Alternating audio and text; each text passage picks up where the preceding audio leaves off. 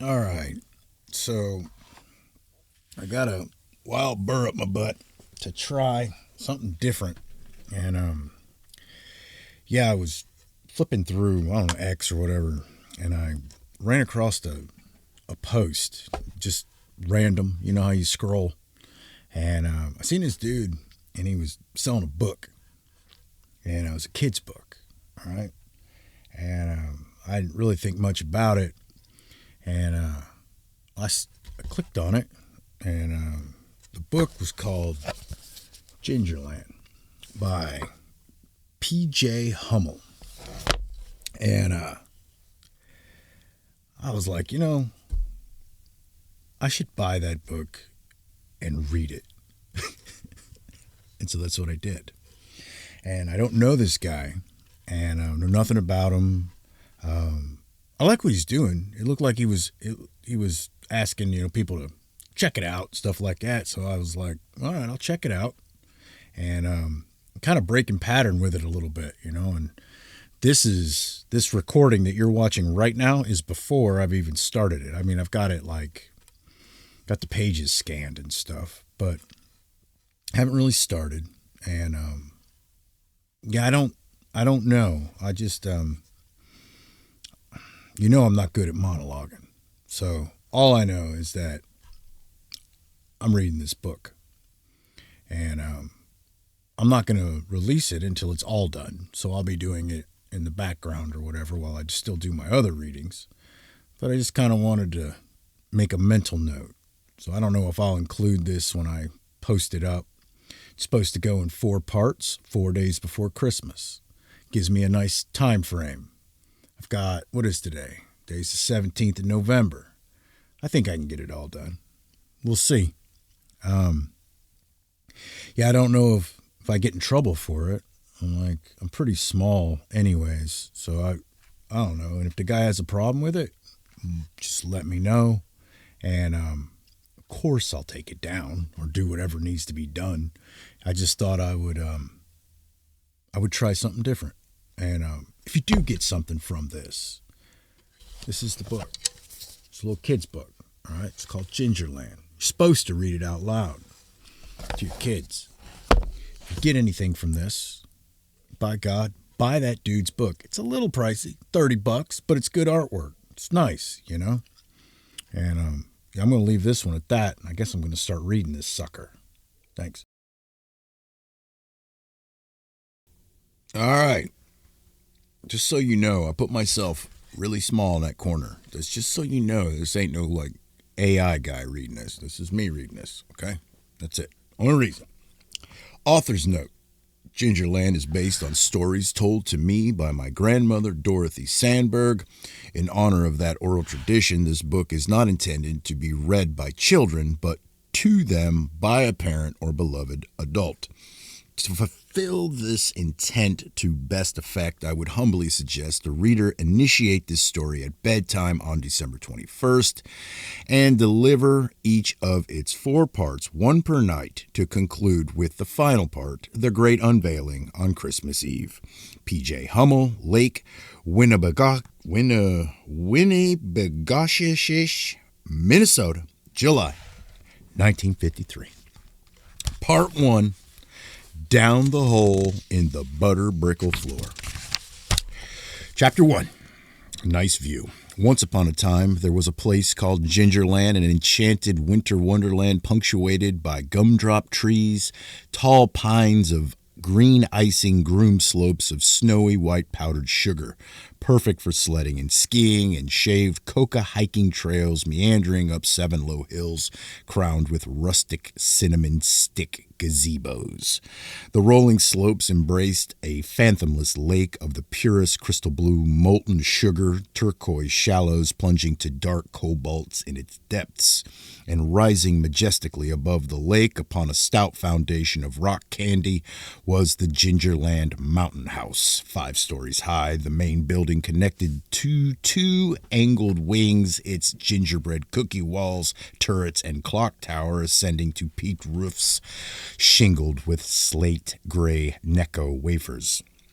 From the vantage of the farthest gazebo atop the highest hill, 3 gingerbread kids, Holly, Nicholas, and baby Jem, Sugarplum, gazed happily down at the dozens of gingerbread families ice skating, snowshoeing, sledding, and snowball fighting far below, gingerbread couples strolling the promenades of the mountain house, and gingerbread grandparents sipping hot cider on its broad decks and terraces. "Didn't I tell you this hike would be worth it?" asked Holly. "It's a nice view," admitted Nicholas, slightly out of breath, "though I'd much rather be down there playing with the others." Shivering, he briefly fixated on the warm amber light spilling from dozens of tiny windows in the mountain house, a few ginger folk peering out to enjoy the groups of gingerbread carolers. "I do love Christmas," sighed Nicholas. It's a good thing you do," replied Holly, "because it's always Christmas in Gingerland." "Yes," said Nicholas, "isn't it great?" "Isn't that great?" Holly sniffed, rolled her eyes, and muttered, "A little variety might be nice." "What?" exclaimed Nicholas. "Now you don't like Christmas?" He shook his head and muttered, "Just when I thought you couldn't be weirder." Chapter 2, The Odd Girl Out. In fact, Holly Sugarplum was a decidedly odd gingerbread girl. Most gingerfolk in Gingerland dressed alike, with red, white, and black icing buttons down their fronts, yellow, blue, or green icing scarves, and caps on their heads of curly black, brown, or yellow icing hair. But Holly stood out in her robin's egg blue marzipan shawl emblazoned with a Kelly green holly leaf, a red cap, and matching red boots. True, her ensemble was outlandish, but it suited her personality. Unlike most gingerfolk who were content to live and play and cheerfully perform common Christmas-related chores, Holly suffered from insatiable wanderlust. She had explored the boundaries of Gingerland only to be obstructed by a polished obsidian wall. When she asked her Grandpa Puddin' about it, he told her, "That's just the end of all there is, little lady. Deal with it." And as Holly stood with her brother and baby sister in the most isolated gazebo on the farthest hill, gazing down at the ginger folk at work and play in front of the mountain house, she said, "No, Nicholas, I like Christmas. I love Christmas, but this can't be the whole world. It just can't be Christmas all the time, everywhere."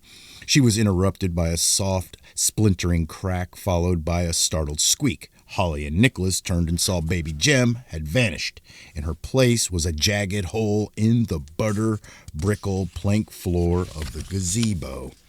"Oh, no," exclaimed Nicholas. "Baby Jem must have fallen through that hole." Holly looked down. It was a very black hole indeed. "Baby Jem," she called out. Then her own frightened voice echoed back, "Baby Jem, baby Jem, baby Jem." Holly and Nicholas looked at each other, their pink icing lips forming O's. Then from the deep in the dark, baby Jem's giggles echoed up. They sighed with relief. "Are you okay, baby Jem?" Nicholas called down. "Baby Jem, baby Jem, baby Jem." Baby Jem squealed and laughed. "What should we do?" asked Nicholas. "We can't leave her alone down there. She'll just get in more trouble, or maybe be lost forever." "You're right," said Holly. And with that, she squeezed her eyes tightly. She squeezed her eyes tightly shut and jumped in the hole. All right, Chapter 3, Swimming in the Sea of Nothing Mallows. In the darkness, Holly fell and fell and fell. She was scared because it was a long way down, and gingerbread can easily crack and crumble. A disaster so common to gingerfolk that when it happens, they shrug and chirp. That's the way the cookie crumbles. Then she remembered that baby Jem had giggled, which was unlikely if she was even slightly cracked, much less crumbled. "I certainly hope that when I land, it's in the same place baby Jem did," thought Holly, and just like that, she did land where baby Jem landed. Poosh! She felt herself sink into a dry, soft, lumpy surface. "Oh my!" Holly exclaimed, relieved. "What is this?" By the dim light streaming down through the hole, she could see she was waist deep in a white, lumpy sea of soft, white thingies shaped like crooked peanuts. "Are you okay?" Okay, shouted Nicholas from far above. Holly saw him peering down through the jagged hole. "Yes," shouted Holly, "I'm fine." She picked up one of the peanut thingies. It was very light. Suspecting it to be a curiously shaped marshmallow, she nibbled it and was surprised to taste nothing. Tossing it up, she watched it slowly drift down. Holly thought, how very interesting. A nothing mallow. Then suddenly, poosh, behind her, Nicholas landed. He clumsily stood up like her. He was up to his waist in the white nothing mallows. What is this stuff? He asked. I don't know, replied Holly, but I'm sure glad it's here. Me too, said Nicholas. He looked around. Where's Baby Jem? Holy moly, exclaimed Holly, embarrassed. I almost forgot about her. Baby Jem, called Nicholas. Baby Jem, where are you? They both called out. Then they heard their baby sister giggle and squeal with joy. Not from the left, not from the right, but below them. Oh no, cried Nicholas, she's buried. Holly and Nicholas began digging, tossing aside the white nothing mallows until they spied two little onesie-clad feet. Holly grabbed one, Nicholas the other, and they pulled. Up popped Baby Jem. She giggled and squealed. They hugged her, shedding tears of relief. Then Nicholas looked around. Beyond the small dim bit of light from the jagged hole far above them, the sea of nothing mallows disappeared into darkness. Now how do we get out of here? He asked. Holly sighed. Well, she said, we can't get out the same way we got in, that's for sure. Maybe someone will come by and find us, said Nicholas. Maybe, said Holly, but it could be a long, long time. We were in the gazebo on the farthest, highest mountain, and I doubt many folks get out this way. Oh no, cried Nicholas, we're going to be stuck down here forever. Don't be silly, Nicholas, said Holly. Have you forgotten what Grandpa Puddin' always said? Nicholas did his best grumpy old man voice. Get your paws off my peppermint. Holly rolled her eyes. No. Dig the stupid out of your ears. No, Nicholas tried again. Gumdrops do grow on trees, you know. No, said Holly. I mean, yes, Grandpa Puddin' has said all those things, but did he always say, but what did he always say about getting into trouble? Nicholas thought hard, then brightened. If there's one way into trouble, there's three ways out. So all we have to do is find one of them, said Holly. Out, said Baby Jem. Out, ite. Holly and Nicholas looked at her confused. Ite, Baby Jem shouted, excited. Out. Then she dove down into the nothing mallows. Go, said Nicholas. I'm right behind you, and Holly dove down in the wake of Baby Jem, burrowing deep into the nothing mallows sea. Soon she spied her up ahead, gleefully tunneling, paddling the nothing mallows out of the way with her mittens. Ite, squealed Baby Jem. Ite. Light, shouted Holly. She sees light down here. She glanced back and saw no sign of Nicholas behind her. Typical Nicholas, she thought. He's probably still trying to decide whether to jump in feet or head first. Her eyes were drawn to a faint light ahead, and as they dug, the nothing mallows grew hard and densely packed. Nevertheless, drawn by the dim glow, Holly and Baby Jem clawed their way down narrowing fissures until they could no longer move forward nor back out. Stuck. Is this where we are to be in prison forever, thought Holly, trapped between worlds. She placed her hand over the secret pocket in her chest that contained her Christmas star, a special magical ingredient baked into every ginger man, woman, boy, and girl in Gingerland, and made a wish. Please help us, Christmas star, she said. Please help us escape this dark, terrible place. Chapter 4, Inside the Outland. Holly was right. Nicholas had hesitated a moment to contemplate the pros and cons of feet first versus head first. Finally, he decided the former was much more prudent than the latter. So feet first, Nicholas leapt after Holly. He skidded and slid down the twisting burrow his sisters had excavated through the nothing mallows, its bumpy walls blurring past as he hurtled down at a frightful clip, directly into Holly and Baby Jem. The nothing mallows explosively gave way, and the three ginger kids tumbled into a hollow place where two solid wooden walls met a solid wooden floor. Dusting off bits of crushed nothing mallows, Holly looked at the space. It was the bottom corner of some titanic structure, she surmised. Her eyes fell on Nicholas, still sprawled on the floor. She playfully sneered and said, "Right behind me." "I was right behind you," exclaimed Nicholas. "Behind, yes," said Holly, "but not right behind." "Right enough," he sniffed. Or, chirped Baby Jem, pointing.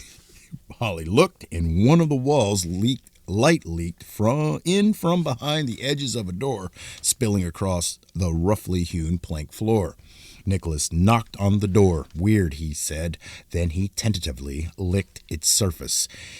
"Is it cookies or candy?" Holly asked. "Neither," replied Nicholas. "It's like nothing." "It can't be nothing. It must be something," said Holly. "Well, if it is, it's not something I've ever tasted before." Frustrated, mystified, Holly fell silent and tried to sort all this silliness out. Baby Jem uttered Nicholas. Holly froze, realizing that while they'd been lollygagging, Baby Jem had ample time to wander off and explore, which wasn't terribly surprising, as Jem was very much the wandering off and exploring type. And they heard a muffled, percussive staccato of small feet approaching, and Baby Jem burst out of the murk, throwing herself against the door in a mighty effort to break it down. "Ait," raved Baby Jem. Light, inspired by their intrepid baby sister, Holly and Nicholas threw their shoulders against the door.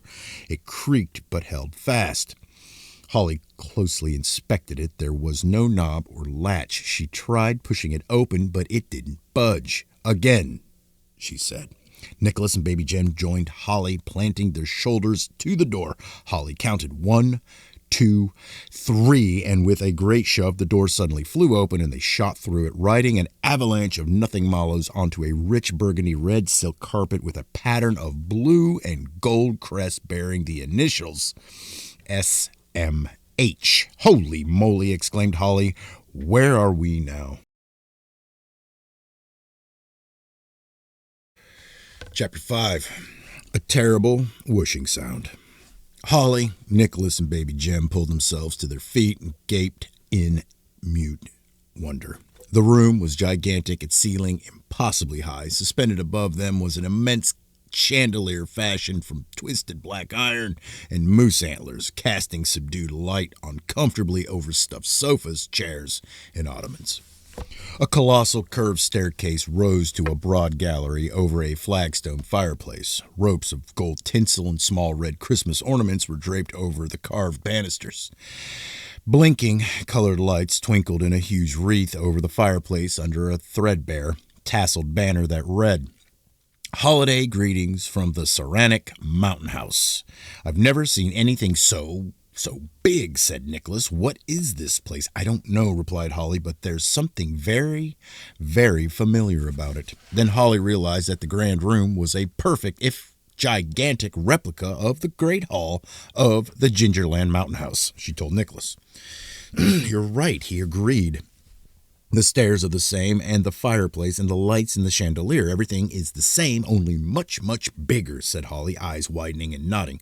"And it's made of all kinds of stuff, but not gingerbread," said Nicholas. "Definitely not gingerbread," agreed Holly, "or candy, or frosting, or anything good." She turned and inspected the small door behind them. It was at the base of a towering wooden structure. She could see a glass box atop it, but from her angle on the floor, she couldn't see what was inside it. They walked around the base and saw a carved sign affixed to one side that read, "Welcome to Gingerland." Then Holly had an idea. She picked up Baby Jem and grabbed Nicholas's hand. "Come on," she said. They ran to the nearest chair and quickly climbed up to stand on its seat cushion for a better view.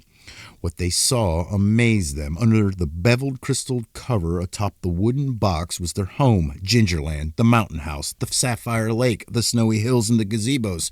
Dozens of ginger folk were posed on the balconies, playing in the snow and icing. "Holy moly," exclaimed Holly. "It's our whole world in there." "Yeah, look," cried Nicholas, excited. "There's Grandpa Puddin' fixing a sled. And see Mama in the kitchen window baking a pie," said Holly. "Appa, Appa," shouted Baby Jem, excited and squirming in Holly's arms. "You're right, Baby Jem," said Holly. "See, Nicholas, there's Papa with his feet up in front of the fireplace reading a book." "Yes," said Nicholas, "but why aren't any of them moving?" Holly looked and noticed to her astonishment that Mama, Papa, Grandpa Puddin', All the ginger folk were as still as statues frozen in various poses. "You are right," said Holly. "How very odd." But before Holly could give it much more thought, they heard a terrible loud whooshing hum, and a giant entered the room pushing a weird contraption with two wheels attached to a stick with a bag like a long black balloon. "Hide," said Holly, and they all jumped down the soft gap between the chair's backrest and the seat cushion. Chapter 6. Scat, a cat. Trembling, Nicholas whimpered. "It's a monster." "Shh," said Holly. She worked up her courage and peered over the top of the seat cushion. The giant had a wrinkly face with pink apple cheeks, her gray hair tucked under a black gathered bonnet. She wore a white dress with a gray apron, sagging white tights, and black Mary Janes. Perched on her nose was a pair of wire-frame spectacles, her blue eyes magnified through thick lenses. When the giant saw the styrofoam packing material spilling from the open door of the Gingerland display box, she flipped a switch and the contraption stopped whooshing. The balloon on the stick sagged. She made a sour face and sharply scanned the room. Come out, wherever you are," she called in a sing-song voice. She waited a moment, then muttered, "Humph, suit yourself, it's your funeral." The giant withdrew a tarnished silver locket from under her Peter Pan collar, opened it, and plucked out a gold key. She bent and closed the small door at the base of the Gingerland, squinting through her chunky spectacles. She locked the door tight.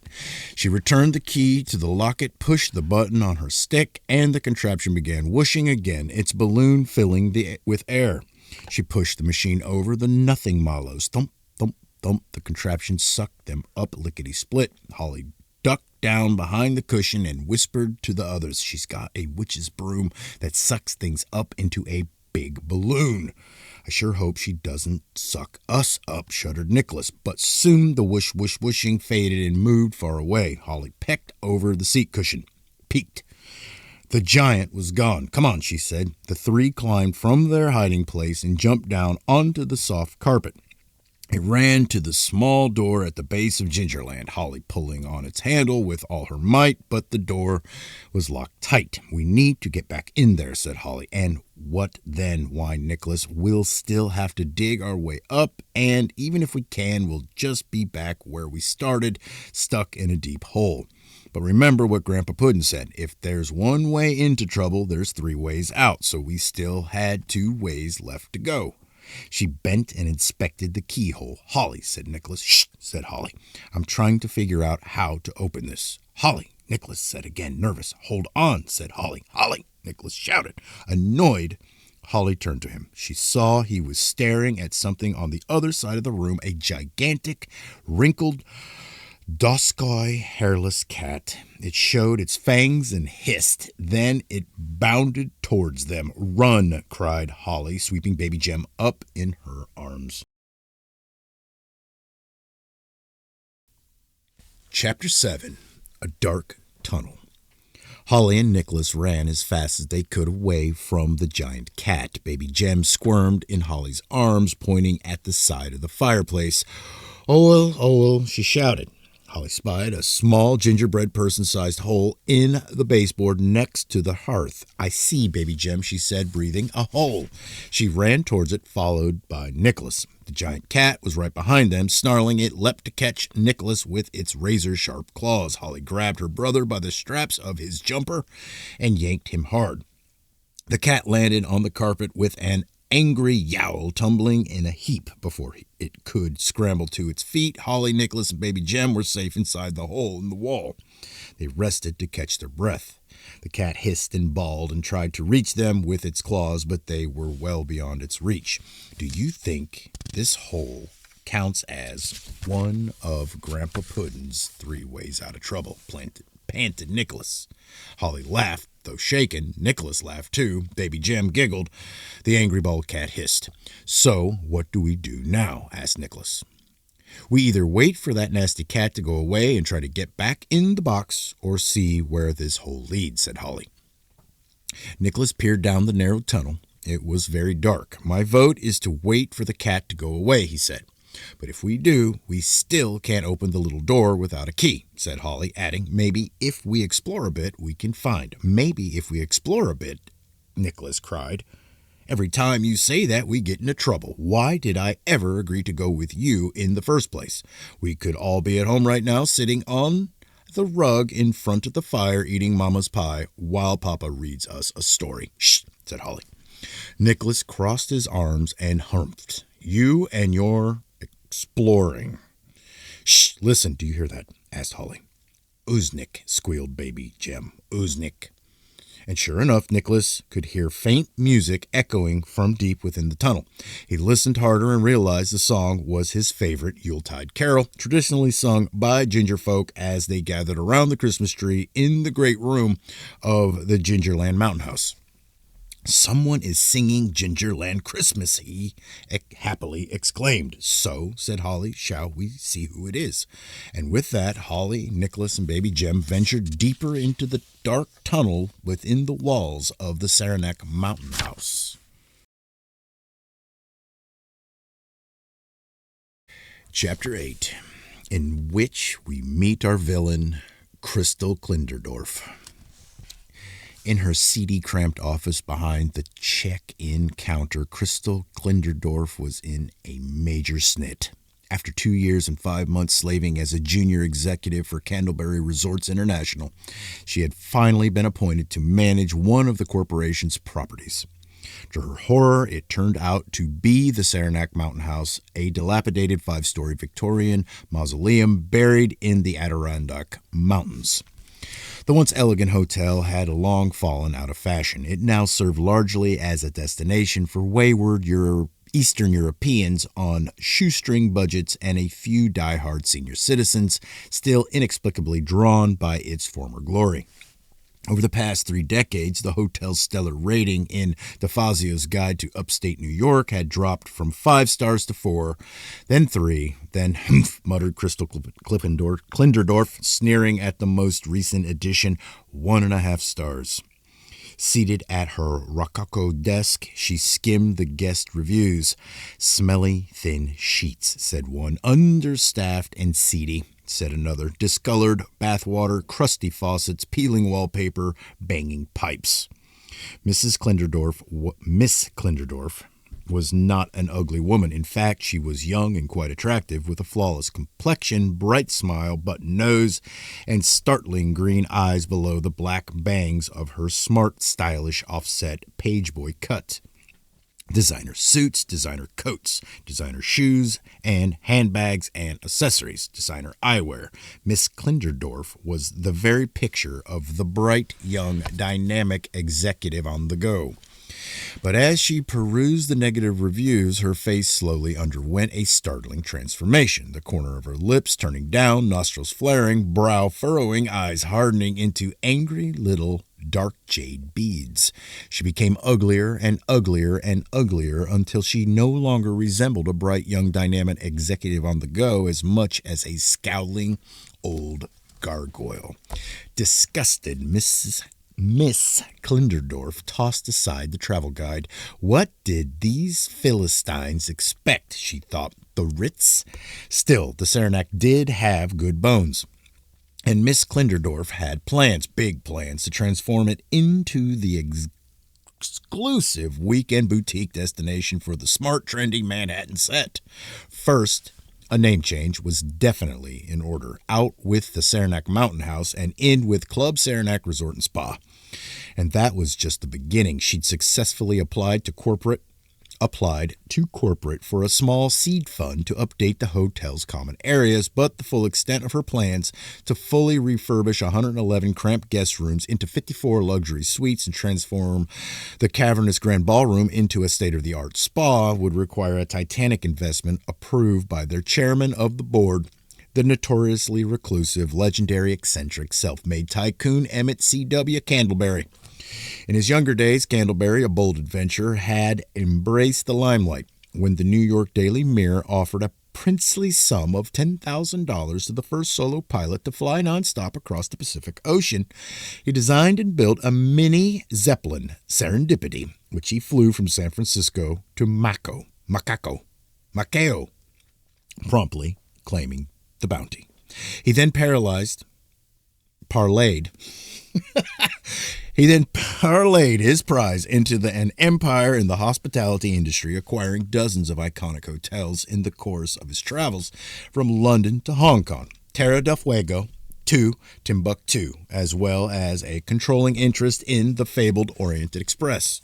Tabloids followed Candleberry's adventures, their gossip columnists breathlessly reporting his bold exploits from the night he broke the bank at Monte Carlo to his quixotic attempt to dam the Strait of Gibraltar, thereby exclaiming hundreds of miles of new coastline while generating enough hydroelectric power to light up Europe and South Africa. The venture failed when a cartel of European seaside resorts, fearing they would suddenly find their opulent playgrounds miles inland, put a resolute stop to the scheme. Then, without warning or explanation, Candleberry suddenly withdrew from public life into seclusion. His location was unknown, his business conducted exclusively by telegraph to an army of faceless lawyers who slavishly executed each and every one of his orders and directives. Nevertheless, Miss Klinderdorf was confident she could entice Candleberry from his self-imposed exile. All she had to do was to devise a widely innovative transformation to the hotel to demonstrate her bold, uncompromising vision without incurring undue expense, something she could finance by cooking the books a bit, skimping on boring trifles like payroll taxes, housekeeping supplies, and guest services, plus an occasional dip into the Mountain House employees' windows and orphans fund. Once she drew Mr. Emmett C.W. Candleberry into her web, her beauty, charm, charisma, and impeccable style would no doubt win the crazy old coot over. He'll be putty in my hands, she thought, a smug smile tracing her lips. But try as she might, Miss Klinderdorf didn't have a single idea that wasn't putrid, even by her own low standards. The grandfather clock chimed 7 times, breaking her reverie. She sighed, stewed, and tossed the DeFazio guide into the open potbelly stove.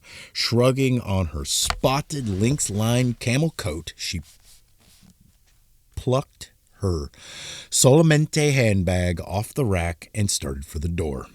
Only then did she notice that her cat, Dolores, had abandoned her bed at the front of the stove. She heaved a dramatic, long-suffering sigh. Great, she thought, shaking her head. All I want to do is go home and tuck into an oven-ready cheese souffle. But instead, I must search this sprawling dump for that idle feline. All right. Chapter 9, in which we learn a Christmas carol sung by Cookies. Excited, Nicholas, Holly, and baby Jem race down the long, narrow gap between the walls. They follow the singing voices, climbing up rusty pipes, scampering over electrical conduits, crossing wooden studs, and wriggling through knotholes and narrow gaps between the joists until they saw faint, blinking, colored light up ahead. The singing voices echoed ever closer until they could make out the words to Gingerland Christmas. High on a mountain in a gumdrop glade stands a sugar-plum mansion of gingerbread made. Its windows a twinkle with warm lantern light as ginger folk gather and dance through the night.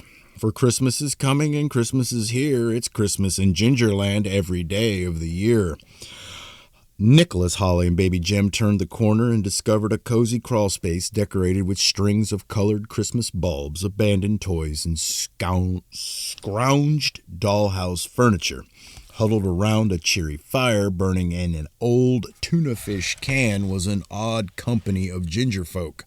One played a tiny toy fiddle, accompanied by another on a juice harp.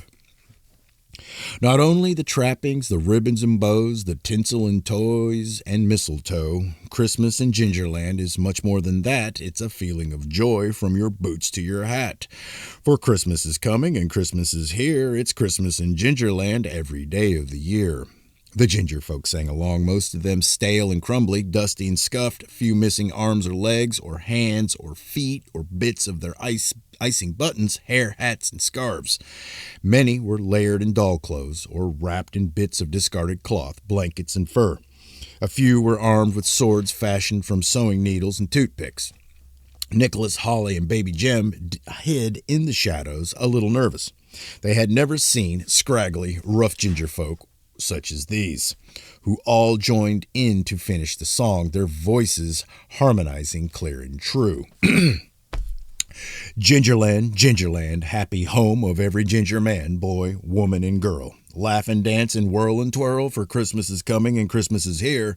It's Christmas in Gingerland every day of the year. A large ginger man wrapped in a toy soldier's wool greatcoat decorated with brass buttons and epaulets, a ragged tricorn hat sporting a thick black icing beard and a licorice eye patch, stood and raised one fist, bellowing, "One more time, swabs, bring it home," and the others belted out in loud, happy, boisterous voices.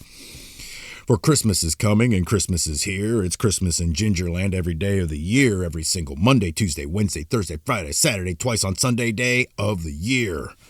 They held the last note as long as they possibly could, then dissolved into laughter and coughing fits. The large grizzled fellow in the tricorn hat raised his arms for silence. He sniffed and, peering into the darkness, called out in a deep rumbling voice, "Ho there, mates, fear not, ye needn't quake in your boots. Step forth, show thyselves to us." Nicholas, Holly, and Baby Jem didn't budge. "'Tis as well, me hearties," coaxed the fearsome ginger man. "We'll do thee no harm, I swear it on me cutlass true. Come join us by the fire for a taste o' sweet marshmallow and hot cocoa warm as a schooner's hold." After a long moment, Nicholas nervously squeaked, "Are you ginger folk?" The group laughed heartily at the big ginger man, said, "Yea, by gum and by drop, a touch weathered round the edges, but ginger folk we be. Kin to thee, though ye fresh from the oven by the smell of thee. Come on out, let's have a gander at thee." Holly, Nicholas, and Baby Jem cautiously stepped out of the shadows. The big ginger man doffed his hat and gave them a sweeping bow. "Welcome to Ginger Haven," he said, "our homely bit o' home in the Saranac Mountain House. I'd buy thy host, Captain Jack Patch, and who might ye be, pray tell?" Holly stepped forward, Holly's sugar plum, "and this is my younger brother Nicholas and her baby sister Jem." Said Captain Jack. "Be ye kin to East Wing sugar plums?" "Yes," replied Holly, excited and a little startled. "You know my family?" Aye, said Captain Jack. "We all hail from Gingerland. There be more'n a few sugar plums in thy haven, by gum and by drop, rogues and scallywags every one." The Sugar Plum clan laughed heartily and raised their cocoa mugs, and Captain Jack continued, "Come sit with us by the fire, ye and no doubt a bit discombobulated, having just stumbled into the outland. Let old Patch give ye the skinny and answer all the questions ye no doubt have." The other ginger folk made room and opened a path for Holly, Nicholas, and Baby Jem to join Captain Jack next to the fire. They were quickly served thimbles filled with foamy hot cocoa and marshmallow. "Now," said Captain Jack, "ye look like bright Dublins, especially the fair lass," he added, gently poking Holly's nose. She giggled. He continued, "I wager you'd braved many perils since leaving Gingerland proper. Indeed, it's a wonder you've come this far and lived to tell the tale." "Ugh," shouted Baby Jem. "Yes," said Holly. "We saw a giant old witch pushing around a machine that sucked up everything in its path." Captain Jack nodded. "That there be Miss Millie, the killer maid, and her cursed, horrible vacuum. Yes, we won. Many a ginger folks met their makers thusly sucked into the dastardly vacuum's diabolical maw. Wise were ye to give that infernal contraption and its cruel mistress a wide berth." Then we almost got eaten by a giant bald cat, said Nicholas. Aye, ye, said Captain Jack, the fearsome Dolores, that scurvy puss that serves the dread Miss Klinderdorf.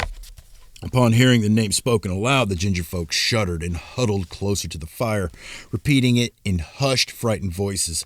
Klinderdorf, Klinderdorf, Klinderdorf. Dolores has a taste for gingerbread, 'tis true, continued Captain Jack. Luckily ye were to slip her claws by gum and by drop. But then ye must have spirits bold as brass and stout hearts to spit in the eye o' peril. Else why'd ye forsake the safety of Gingerland to seek adventure in the wild outland? Actually, said Holly, we didn't exactly leave Gingerland, at least not on purpose. The ginger folk leaned forward, curious. Holly continued. It was more of, well, an accident. She then explained how baby Jem fell through a hole in the butter brickle floor and everything that happened after that, concluding, so I guess one thing just led to another. Aye, Captain Jack replied. Yet one thing ever leads to another, and the course fate charts for us off be the one we're destined to sail. Holly considered Captain Jack's words and realized none truer had ever been spoken. He peered down at her, his eye glittering and bright. Pray tell, child, he said, what course did fate set for thee, and hast thou ne'er pondered why 'tis always Christmas in Gingerland? Chapter 10. Miss Klinderdorf has an awful idea. A wonderful, awful idea. Mrs. Klinderdorf snatched up Dolores, who was still pawing and growling at the gap in the baseboard. There you are, you dolt. She crouched and inspected the hole. What do we have here? She muttered, sneering. She abruptly shot up to her full height and bellowed, Bertrand! A small door under the curved lobby staircase creaked open. A very tall, very thin, very chinless man peered out from his cramped maintenance nook, his greasy mop of hair tucked under a billed cap emblazoned with the SMH crest. Yes, Ms. Klinderdorf, he inquired meekly, doffing his cap. We have rats, she snapped. No, Miss, said Mr. Bertram, slowly shaking his head. There be no rats in the Saranac Mountain House, Resort and Spa, Miss Klinderdorf abruptly corrected him. Mr. Bertram's eyes shot up. Pardon? The Club Saranac Resort and Spa, she snarled. Didn't you get the memo? Memo, he asked, scratching his stubbled chin. This property, said Mrs. Klinderdorf, Miss Klinderdorf, is no longer to be referred to as the Saranac Mountain House. It is now Club Saranac Resort and Spa. Utterly bewildered, Mr. Bertram asked, We got a spa? Not yet, admitted Miss Klinderdorf, but we will, and when we do, it'll be magnificent. Mr. Bertram absently picked at the embroidered SMH crest on his cap with one dirty fingernail. Then I reckon I'll be getting a new cap, he asked. Mark my words, Mr. Bertram, that will be the least of the changes we'll see around here. Now deal with those rats immediately. I'm telling you, Miss, there be no rats in the mountain. How he halted, seeing her expression harden. Then he dropped his eyes to the floor and meekly replied, Yes, Miss Klinderdorf, I'll be getting right on them rats. He ducked back into his workshop, then hesitated. Miss, what? She snapped. When we do get them new caps, can I keep this here old one? See, it's all soft and stretched out so it fits my noggin just right. Mr. Bertram, she said, if you don't deal with those rats, you will be lucky if you keep your job. Now snap to it. Mr. Bertram quickly withdrew, bumping the back of his head hard on the casing. As soon as he shut the door, Miss Klinderdorf muttered, Imbecile. She turned, designer bag clutched in one hand, Dolores cradled against her chest, and marched up the steps into the entry hall, gazing in sneering disdain at the one object that perfectly encapsulated not only everything wrong about the Saranac Mountain House, but everything she'd battled her entire life. The common, the banal, the schmaltzy and sentimental and whimsical. Oh, how she loathed that world. The earnest and sincere, heartfelt and insipid, the vulgar, the cliché.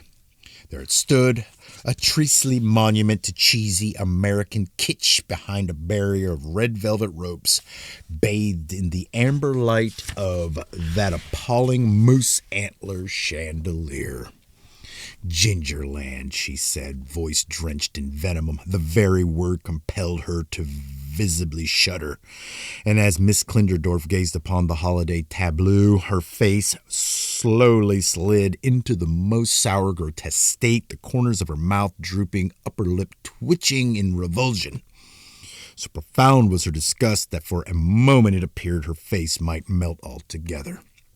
What a tacky display, she muttered, shaking her head in weary disapproval. Then inspiration suddenly struck like a thunderclap. Her eyes slowly widened. A display, she thought. A display. Chapter 11. L'Artiste. Idly contemplating a fatal leap into the frigid East River, Montgomery Beckham Espinosa put finishing touches on the holiday window display at Cooper & Sons Fine Bootery on Jamaica Avenue in Queens. He wound strands of red and silver tinsel around low pedestals displaying the shop's latest line of stylish ladies' footwear, which was virtually identical to their debut line of the stylish ladies' footwear presented upon their founding in 1890. As painful to behold as they were to wear, the brown, low-heeled ankle boots with steel eyelets hooked in stiff, waxy black laces were enthusiastically embraced by Catholic nuns worldwide. Montgomery plugged in the lights. Stepping outside, he inspected the pathetic window display and judged it adequate. "That'll do," he muttered. "After all, one can put only so much lipstick on a pig." He briefly considered the tragic injustice of his career trajectory. While hacks like Picasso, Dali, and Pollock had achieved fame and riches, he suffered in obscurity. His prodigious talent squandered on meaningless window displays commissioned by bourgeoisie. Is that bourgeoisie halfwits? I think. Someday, he thought, someday I will be recognized for my genius, and the whole world will rue the day they dismissed the greatest artist of all, Montgomery Beckham Espinosa. His reverie was rudely broken when the wheels of a passing checker cab hit a puddle, hurling a filthy arc of gushing slush that drenched his black jeans and Chelsea boots. Shaking his bony fist at the errant driver, Montgomery shrieked, "Fools, Philistine, how dare you, how dare you!" Trembling with rage, he struggled to regain his composure, the slush seeping inside his boots and soaking his wool socks. He locked up the shop, dropped the key into the mail slot, gathered his supplies, and trudged the 3 snowy blocks home, leaning into the wind. Arriving at his crumbling walk-up, he entered the cramped vestibule and started up the stairs. Halfway up, he heard the telephone ringing inside his attic loft. He raced up the remaining flights, frantically keyed open the door, ran to his desk, and snatched up the receiver. "Hello," he gasped. "Hello." Too late, the call was intercepted by his battered old telecord answering machine. Chapter 12. An exquisite proposal. Seated at her desk, quivering in anticipation, the telephone receiver pressed hard against her ear. Miss Klinderdorf listened intently to Montgomery's recorded greeting. "Greetings, you've reached the studios of renowned designer Montgomery Beckham Espinosa. I am no doubt attending a star-studded premiere, a lavish gallery opening, or an intimate soiree and cannot speak at the moment. Please record your name and telephone number after the tone, and maybe I'll call you back." An automatic telephone answering machine, Miss Klinderdorf thought. How terribly modern and impressive. It loudly beeped and clicked. She squealed with delight and blurted out, "Monty, it's Chrissy Klinderdorf. You simply must call me back. I'm going to make you a star." Chapter 13. The Saranac Mountain House. Captain Jack Patch led Holly, Nicholas, and baby Jem through the maze of warrens that made up Ginger Haven, cozy little cubbies furnished with dollhouse beds, bureaus, and writing desks. They passed a busy communal kitchen, its pantry fully stocked with sugar, spice, flour, marmalade, marshmallows, and cocoa powder to concoct the sweet treats that make up the average ginger folk diet. There was a music room and a game room, and up a ladder in a high loft perched under a frosted oval gable window, a tidy little library. Behind a desk, illuminated by the soft glow of a firefly lamp, sat a very old, plump ginger woman. Her bright, clever eyes sparkled behind a pair of reading glasses, the strands of her silver icing hair swept up in a messy bun. "Good day, Mrs. Cinnamon," boomed Captain Jack. "This here be Holly, Nicholas, and baby Jem. They're new. Perhaps ye could show them." I thought it was going to be Mrs. Cinnamon. I didn't realize it was going to be Captain Jack. Mrs. Cinnamon peered over her glasses at the ginger siblings and smiled politely. "The album? Why, yes, I'd be happy to, Patch." "Wait." I'm going to start it over, but I'm not redoing it. Okay? Too bad. This is how it goes. "Good day, Mrs. Cinnamon," boomed Captain Jack. "This here be Holly, Nicholas, and baby Jem Sugarplum. They knew perhaps ye could show them the album." Mrs. Cinnamon peered over her glasses at the ginger siblings and smiled politely. "The album? Why, yes, I'd be happy to, Patch." She stood, and they followed her into the library. Stacks. Low shelves sagged with collections of tattered old postcards bound with rubber bands, scrolled blueprints, and books. Hundreds of books in dozens of languages she left behind over the years by hotel guests and their children. Holly looked at some of the titles: "The Wind in the Willows," "Through the Looking Glass," and what Alice found there: 1001 Arabian Nights, A Christmas Carol, The Lion, The Witch in the Wardrobe, The Wonderful Wizard of Oz, The Hobbit, Raggedy Ann in Cookie Land, The Jungle Books, Tom Sawyer, 20,000 Leagues Under the Sea, The House at Pooh Corner, and Kidnapped. Holly had never seen so many books. She wistfully thought. "I want to read every one of these." "Holly," cried Nicholas, "don't just stand there. Help." She turned and saw her brother, baby Jem, Mrs. Cinnamon, and Captain Jack struggling to pull down a very large, very old red album. She quickly joined them, and they sat it on the floor. Its title was inscribed in flaking gold leaf script on an embossed leather cover: Saranac Mountain House, Christmas Memories. Mrs. Cinnamon opened the great album, revealing a large antique photo of a 5-story Victorian hotel with 2 angled wings overlooking a clear mountain lake, its walls, turrets, and bell tower rising from a stout foundation of granite. "It's the Gingerland Mountain House," exclaimed Nicholas. "No," said Holly, "it's not." She closely examined the old photo and added, "But it does look an awful lot like it." "Very good, Holly," said Mrs. Cinnamon. "That is not the Gingerland Mountain House. It's the Saranac Mountain House. We're standing inside its attic right now, under that window there." On the photo, Mrs. Cinnamon pointed out one of a dozen oval gable windows in the building's slanted, slate-shingled roof. She directed their attention to the frosted oval window above them. Confused, Nicholas asked, "So you're saying the Saranac Mountain House is a gigantic version of the Gingerland Mountain House?" "Not exactly," replied Mrs. Cinnamon. "No," exclaimed Holly, excited. "She's saying the Gingerland Mountain House is a tiny version of the Saranac Mountain House." Mrs. Cinnamon's eyes sparkled. "Yes, Holly. Precisely." Chapter 14, The Creation of Gingerland. Moments later, Holly, Nicholas, and baby Jem gathered on a dollhouse sofa as Mrs. Cinnamon took a seat behind her desk, upon which rested the photo album. She gently shook the firefly lantern, awakening slumbering insects ensconced within the attic, taking on a flickering, magical amber hue, shadows dancing above every rafter and within every crook and cranny. As she spoke, she turned the pages of the album and showed Holly, Nicholas, and baby Jem more old photos. 136 years ago, Mrs. Cinnamon began, the Belmont family built the Saranac Mountain House, a fancy resort high in the Adirondack Mountains. That concludes part one. Now, what you people have to realize is that I've never read this book, and like I said, I just got it. So I bought it and reading it. So I don't know anything about what do you call those? Can't think of their name. What's the name of them? Where you sound different.